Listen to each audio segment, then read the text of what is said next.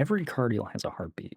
It often starts when we hand the keys over to the customer, and that moment when they finally get to take the wheel. This is where we all say the rubber meets the road.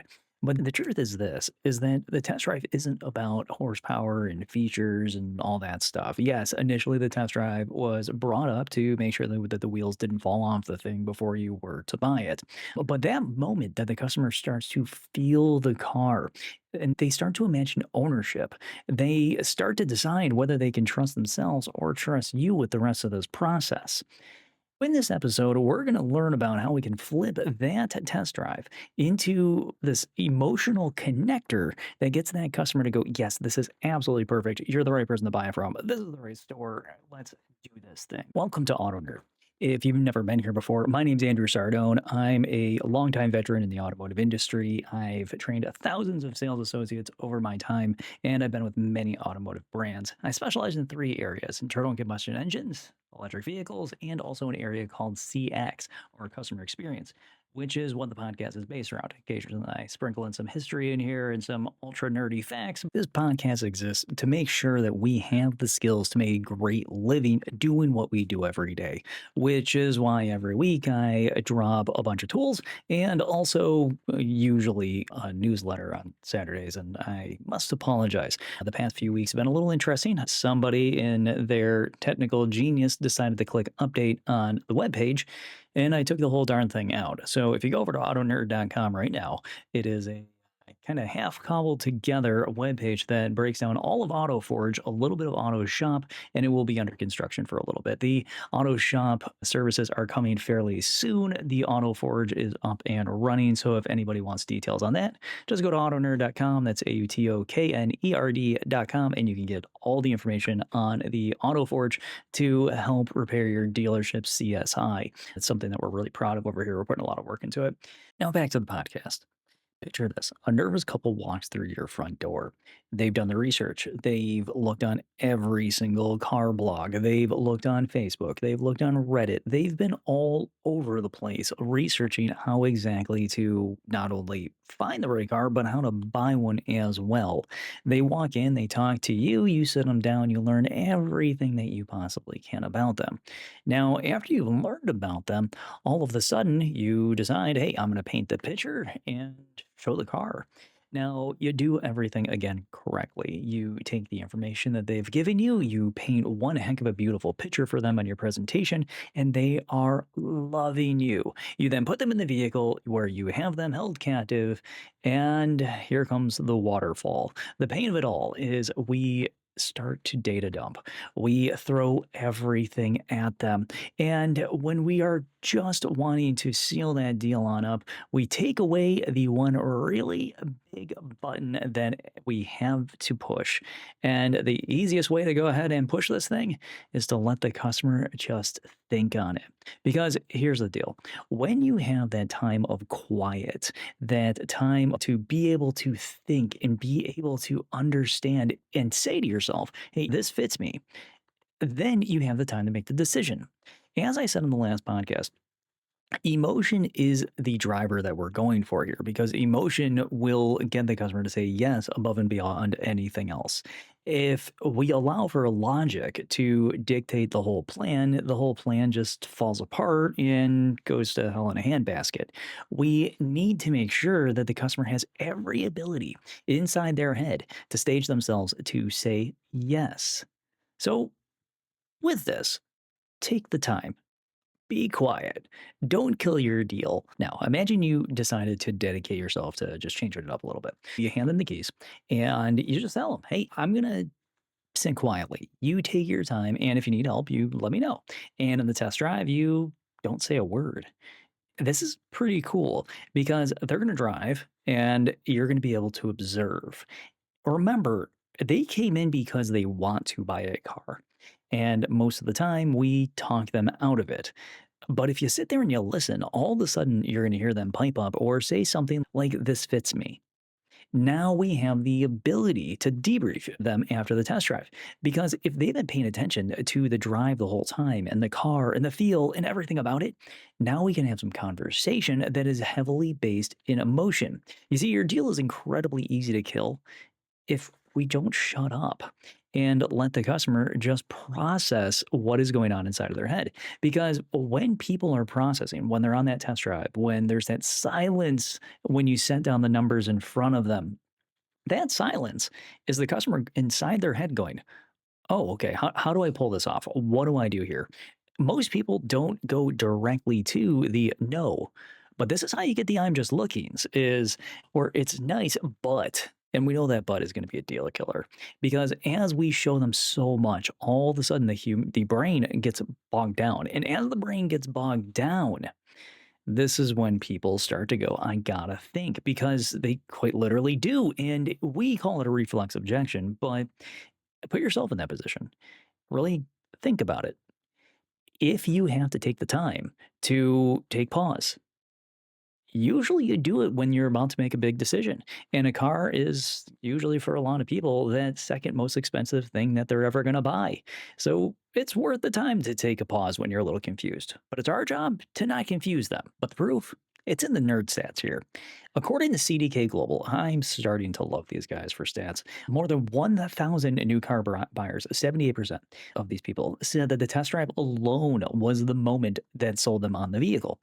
And mentioning this in the last podcast, I can't simply credit just the car because there's so much more that goes on into it. But the next stat kind of backs this up. In the same survey, when we dig a little bit deeper, we found that 54% said that they had the ability to take a test drive at the dealership. Therefore, they came in and didn't buy from a place online. Personally, I found that to be a very heartwarming statistic because I don't think, as car sales consultants, that we will actually ever be replaced. That's pretty deep seated there, but that tells me that there is definitely a long term home for us. So, quick little sidebar. But as far as people making the decision, that's a huge one. They come to the dealership to look for a vehicle, talk to someone, and hopefully buy it because online buying still isn't trusted by everybody. But another report finds that 69% of buyers called the test drive the most crucial part of their buying journey. That's up from 42% just the year before. And this actually makes a lot of sense because there's so many different options that are out there now. You got gas, hybrid, PHEV, a couple of EREVs out there, and straight EV. So there's just so much that's going on. This is a beautiful one. And it gives me a lot of hope for the future in our industry. Is that Urban Science did a little bit of a study and they found out that the in person test drive is unbreakable. There's nothing that can replace it. And this is beautiful. 82% of adults say that some part of the vehicle purchase processes simply cannot be replicated online. Yeah, we've all played with these simulators and they're there, but they're not all the way there. And 80% of those participants pointed directly at the test drive for what made their decision. And that goes right with the previous stance there is that the test drive does matter. So, why does this matter so much? It means that the test drive is no longer just a formality. It's no longer just a, hey, you want to drive it and see if you like it and get jazzed up about it. It's an emotional pivot of the deal. If you execute it well, you're capturing anywhere from 7 to 10 potentials. If you blow it, you're handing them back directly to Google and the competition to just do what they do with them. So, with the test drive, we got to take this seriously. We have to make sure that the customer goes into this area super emotionally charged and ready to make that decision and say yes right before the test drive. And if that happens, now the test drive is all about justification and the customer coming to their own terms of saying yes to this thing. This is why I tell people closing, it's an absolute freaking joke because when you do this right, the customer simply willingly buys. Here's a framework that I like to commonly teach consultants, and it's called the emotion window. The emotion window has two key moments to it. It has the ignition moment and it has the return moment. The ignition moment is the first 60 seconds after the engine starts. What are they thinking? Are they comfortable? Are they curious? Are they imagining the drive home? Whatever it might be. But that's hopefully what's going through their head at this point. The return moment is the last 60 seconds before the test drive, before they shut the car off. What do they feel? Do they feel ownership? Do they feel relief? Do they feel excitement? Your job during these moments is not to talk more. Actually, that's killing your deal. It's to observe. It's to let the car simply just talk for itself at these times and then ask the right debrief questions when the time is perfect. If you dominate the ignition and return windows, you're going to dominate the decision as well. Again, a lot of this has to do with us just being quiet and seeing the world around us through the customer's eyes and just being aware. Here are four common mistakes that I see happen the most. The first one is going to be the info dump. And I was guilty of this until somebody pointed it out. It took me a while to actually get out of it. And the info dump or the data dump or the waterfall is where you talk them through every single little feature that's on the car. You kill the sensory experience. The whole touch the seat, touch the steering wheel, the new car smell. You're overriding all of that. You're wasting all the brain space. And you're also taking up a lot of the time that the customer would be concentrating on something else. Remember, they're not buying you. You are an important part of this, but they're buying the car. We need to let them actually experience the machine that they're driving. And then there's the poor test drive route. It's as though we try to shortcut this thing and say, well, due to insurance purposes, it's all right turns.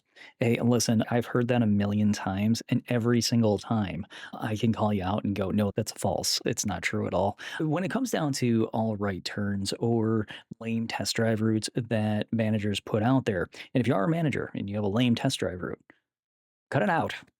Your customers are coming in wanting to experience a vehicle, wanting to drive a vehicle, wanting to feel it. And when you have things like no stops, no highway variations, no personal feel, this leaves a completely uninspired test drive. And if 80% of people in one poll are saying that the test drive is what sealed the deal for them, they point directly at it, well, it's worth our time to make sure that it's also an entertaining part.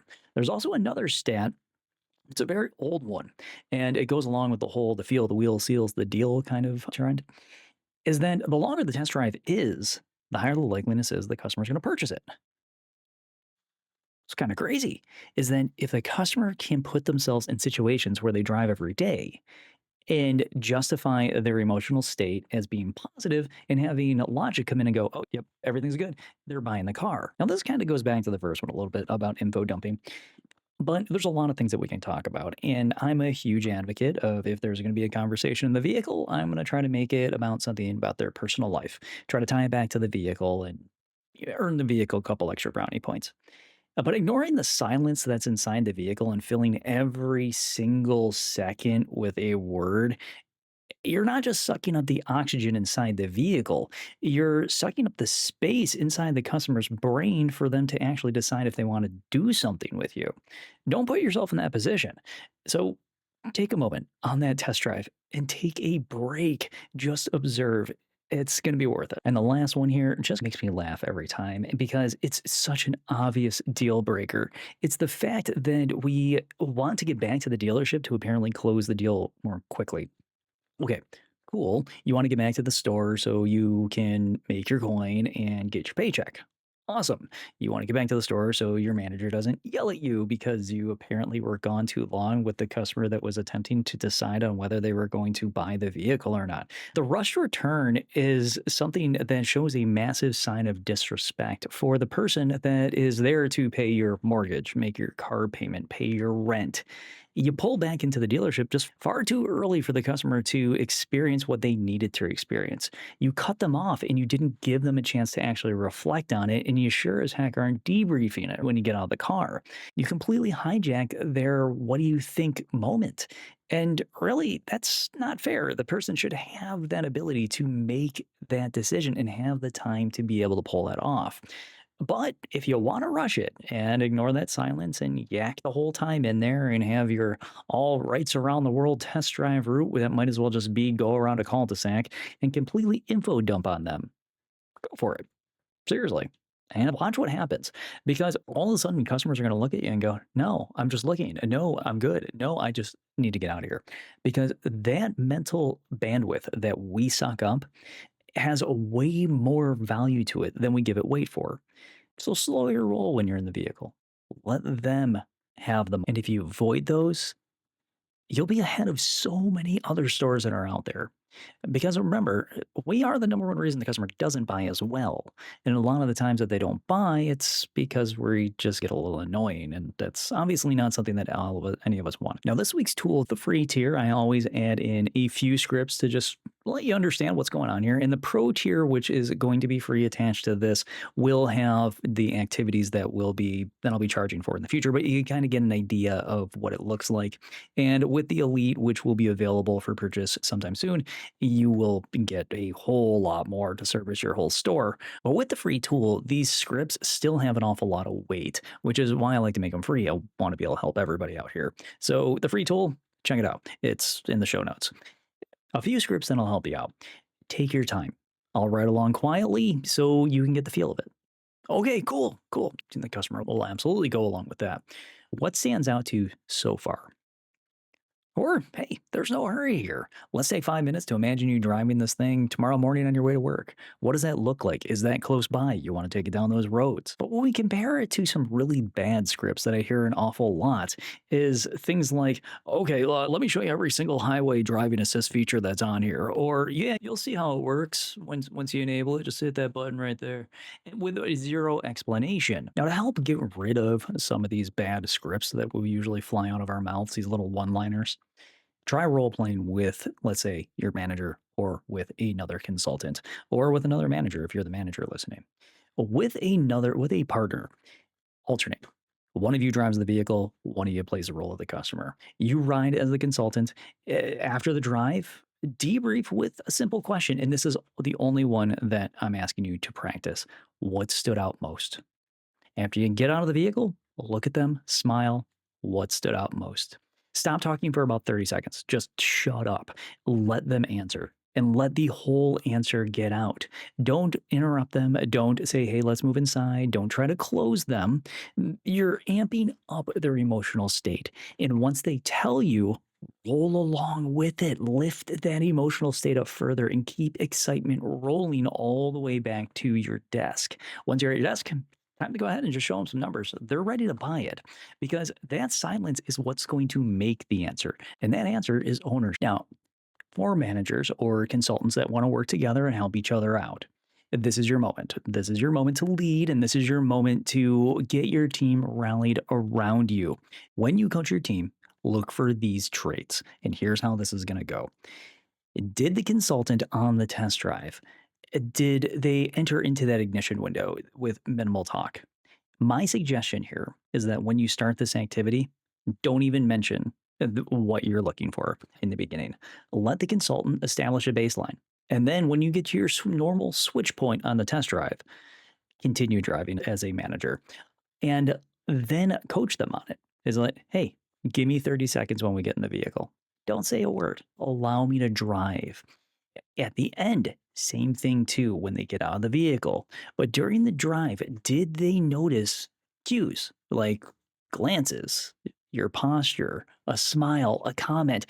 Or was it just silence the whole way? But on return to the dealership, did the consultant or whoever you might be coaching try to shift the conversation to more of a feeling, more of an emotion rather than a feature? Because features are yes, no things that need to be decided on, the emotion needs to be built, and then we need to confirm that we actually want the thing and make it iron out any confusion about it. The feature isn't helping us sell another item. When they get back to the dealership, was the conversation continued down an emotional path? A little coaching script for you here is tell me what you heard when you stopped talking. What did you see? What did you feel? Why didn't you ask me this question? When we got out of the vehicle, would it have been advantageous of you to ask me what stood out to me or what I really enjoyed about the vehicle instead of throwing something else in there that I would have to decide on? So during your manager meeting this week or during your sales meeting this week, spend about 15 minutes doing a simulated test drive. Maybe you just go ahead and do it in the shop, or maybe just grab a car on the showroom floor. Sure, it's going to feel awkward, but the practice will be well worth it in the end. But debrief using these questions is simply what stood out to you, or tell me what you heard when you simply just stopped talking. What information did you gain from that? Because again, in the customer's head, the customer's now justifying and they're coming to the decision of ownership. When you throw out another feature, now you're introducing logic back to the equation and justification. That's not helping you sell it. But let's zoom out just a little bit here. If your test drive process consistently creates ownership, several metrics start to improve rapidly. The first one's going to be your conversion rate. Your conversion rate's going to go up because your customers are being closed on emotional decisions rather than an argument over price. Nobody really enjoys negotiation. Most of the time, when people come in, it is all about making them happier. And here's the crazy part about this is that when you close them on an emotional high, and the customer's voice is being heard, your CSI goes up a lot. And it's not just because that they got the car that they wanted, they had a great experience. Back to that restaurant example. If the restaurant that you've loved for a long time, all of a sudden the front end of the house, servers, wait staff, that kind of thing, all does a downward slide. The food's the same, the drinks are the same, everything's the same, including the price. Your tip will go down because of the poor service. Eventually, you will stop going. But if things are enjoyable, you will return for that mediocre food over and over and over again, pay too much, and tip gladly. And lastly, your F&I time plummets. And this is actually really cool. I didn't think that this was going to be a thing, but after observation and reflecting on it a little bit, here's the kicker. Buyers who have made that ownership decision early, buyers that have talked to somebody that they can know and trust and like and that whole bag, they want that vehicle and they want to protect that vehicle. So if they're emotionally charged and they said, "Hey, yeah, I'm going to buy this thing," then they're going to buy faster. F&I is going to be able to clear that pipeline a lot more quickly. And if you educate F&I on they need that tire package, they need that underbody package, or whatever it might be, you can then have F&I minimize the number of items that they're going to show, and this will reduce hold times because nobody wants to be waiting 45 minutes to an hour and a half to get into F&I. I know you're not walking into a fast food joint or anything, and the customer knows that as well. But to sit around for 2 hours while you're waiting for paperwork is painful. A lot of the times it comes down to the customer just still trying to make that decision on, do I need to buy it? Do I not? And F&I in the end, they become your pretty strong, extreme closers. And if we can get that emotional tension of, oh, I don't know, out of the way and get them in a positive place with emotion, logic comes in, checks that box, and says, this is a good idea. Let's protect this thing. Let's keep going. And all of a sudden, that customer that goes in there and a projected, let's say, 11% comes out at 18% and they have a smile on their face. Crazy stuff. We don't control their credit. It is what it is. But if we can get them to take mental ownership in that emotional spot, things start to change in a positive way for us. But remember, the average customer today visits 1.4 dealerships. That's it. 1.4 dealerships before they purchase. Crazy thing called the internet was invented in a decade ago. It was 4.5. Your customers would come in with a far lower closing rate than they did before. Now they're reporting that if I don't get a good experience, I simply go to the same brand, but across town. And many times the customer is too timid to turn around and come back if the price was too high. And we've seen this happen many times when you throw a customer a price and they say, I bought it from you because you were nice to me and allowed me to buy it. And those guys over there, a whole bunch of jerks, and they were charging me less, but you were a pleasant person to deal with. The test drive is that final handshake in this whole emotional process, that ability to let the customer know, hey, I was listening to you the whole time and we showed you the right stuff. You got the right car. You seem to really love this thing. Our time to impress them is shrinking. People are demanding faster services. People are demanding less pressure, which means that we need to become that partner for the customer as they come in and they go shopping for their vehicle. So, a few little takeaways for this week. Silence is an absence. It's space for the customer to feel ownership, but the space for the customer to visualize themselves actually enjoying this thing long term, maybe fulfilling a dream that they've had for the past few years. So focus on those ignition and return windows because the ignition and return windows are where the average consultant just completely tanks it because you're talking too early or you're just sucking up all the air in the room. Then also get that drive plan down. Go out, take a vehicle. You should be test driving all your cars anyways, just to make sure that you know what they are. But as you're out there test driving, take a left turn, take a right turn, see what's up that hill, go up to the water tower, whatever it might be, but make it enough time. Then you can have an enjoyable conversation with the customer if the conversation comes up, but it's enough where the customer has an experience that actually matters, giving them the time to reflect on why exactly they are there and make that decision to put it in their driveway. And then in the end, debrief with feeling based questions in the end. When they get out of the car, just simply ask them things that beef up their positive feelings. If they're beefing up their positive feelings, your gross is starting to improve. If the customer has to justify in the end where the value proposition is because their emotional state is not with it, well, congratulations, there's your mini. So, your challenge this week during the next 5 test drives that you lead. Commit to less than 60 seconds of your own talk during the test drive. Try it. Just give it a shot. It might feel weird, but you're going to find something pretty interesting is that you can use the stopwatch on your phone, use it on your timer, and after each test drive, log it. What cue did you observe during that ignition area? What did you ask at the return once they finally put the car in park? What the customers say and write them down. By writing them down, this shows you how to orient yourself. It shows you, am I doing the right thing? Do I need to take a right here? Do I need to take a left? Do I need to massage this question a little bit to make it just land right on somebody's ears? It's right in my head, but it doesn't seem to be connecting. And then managers, when you can, run a 15-minute simulation. Or if you're a consultant and you just want to own dealership training, run a 15-minute simulation with 2 consultants. Use some sort of chart or rubric that I've built into the Pro Tool free in the notes that covers things like observation, listening, timing, and the debrief quality. And score each one of them on a scale of 1 to 5. 5 being awesome, 1 being absolutely stinking terrible. But this allows you a benchmark of being able to say, okay, we did good here, we did bad here, and we just got to work on a couple little things. Because many times when we lose the deal, it's simply because our skill set might just be a little soft in one area or another. But identify one consultant who naturally lives in that zone of silence and pair them up as a mentor for that week. And maybe we just go ahead and we call it like, this is your quiet ride week because your customers are coming in there already looking to buy.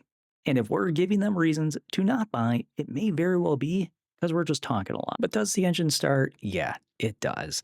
But the deal doesn't fully start until the customer actually feels the thing, as we saw through some of those pretty powerful stats in the beginning. The moment the customer starts to picturize themselves driving it home, parking in their driveway, turning heads, waving at the neighbor, bragging about their new vehicle, that's when they start enjoying it. And realistically, think about it yourself. How many cars have you seen that you've been like, nah, not for me? And then you drive it and go, you know what? I'd be proud to put this thing in my driveway because the metal is actually what moves them. The feel of the wheel, right, seals that deal. And we're the individuals that are molding the customer experience for them at that time. You see, your job on the test drive is not to show off the features. It's to give them the space to feel the promise of being able to drive that thing away. After that, you hand them the keys and you simply step back. It's their time to experience this now. You set the stage. Because when you say less, they do talk more. And when they talk more, they buy themselves. That's how you turn the test drive into a decision.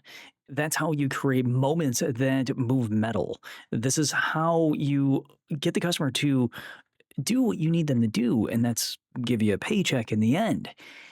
So this week, thanks for listening. Again, I'm Andrew Sardone from AutoKnerd. If you want that free tool again, it's in the chat. Please go ahead and click the subscribe button. It does help me out a whole lot. And if you want that newsletter, click the link in the chat. Check it out. If you want to hear about AutoForge or check AutoForge out for repairing your team CSI, please also click the AutoForge link in the chat. It'll take you right on over. And if you want more information, just fill out the whole form over there and we'll hit you up in about 24 hours and we'll talk about some options to fix your CSI at your store. But until next week, I'll talk to you all a little bit later. Good luck on those silent test drives, and I hope you can pull it off, and I hope your grosses go up. So get out there, spread the kindness, spread the caring, and I'll see you all next Thursday. Bye.